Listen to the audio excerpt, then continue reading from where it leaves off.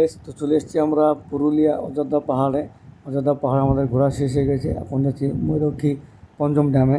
তো আপনারা সব আমাদের ব্লগটা দেখতে থাকুন, খুব সুন্দর হতে চলেছে আজকে ব্লগটা। দেখতে পাচ্ছেন খুব ঘন জঙ্গলের মধ্যে দিয়ে আমরা যাচ্ছি।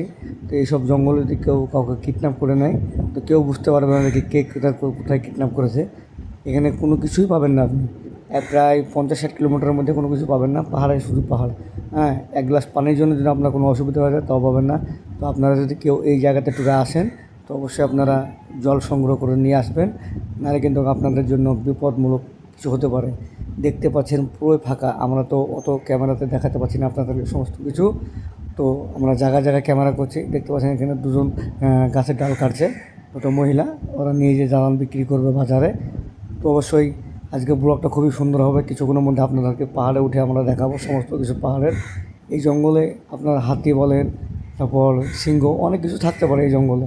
এটাই বলা আছে প্রথম যখন আমরা গেটে ঢুকি প্রবেশ করে, তখনই এটাই বলছিল আমাদেরকে, এখানে সমস্ত কিছু লেখা আছে সাইনবোর্ডে।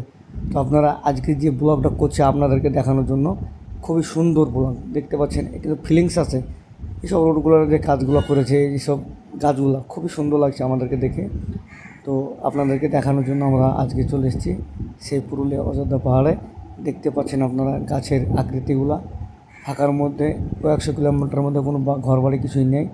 আপনাদেরকে কিন্তু অনেকক্ষণ থেকে আমরা শুধু জঙ্গলের ভিডিও দেখাচ্ছি, রাস্তাগুলো দেখাচ্ছি। তো পাহাড়ে উঠবো, তারপর এখন পাহাড়ের সিনারিগুলো দেখতে পাবো, আপনাদেরকেও দেখাবো। আমাদের সঙ্গে আপনারা থাকবেন, কেননা এই জঙ্গলটা দেখে খুব ভালো লাগলো, সেই জন্য আমরা এই জঙ্গলের একটা ব্লগ করে নিলাম। হ্যাঁ, তা আপনারা ব্লগটা যারা দেখবেন অবশ্যই সবাইকে দেখার সুযোগ করে দেবেন এবং ব্লগটা শেয়ার করে দেবেন এবং আমাদের সাথে থাকবেন। শেষ পর্যন্ত দেখতে থাকুন আমাদের ব্লগটা। আমরা কিছুক্ষণের মধ্যে পাহাড়ে উঠবো, আপনারা আমাদের সঙ্গে উঠবেন সঙ্গে সঙ্গে।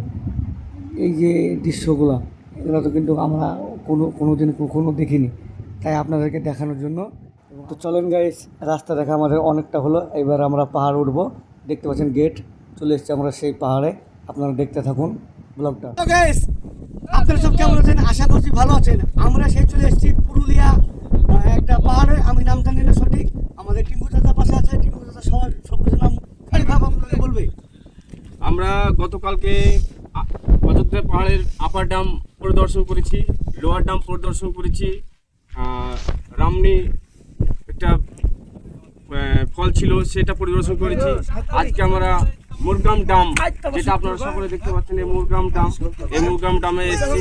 এখানটা অপরূপ দৃশ্য, যেটা ভাষায় কল্পনা বলতে পারছি না আমরা।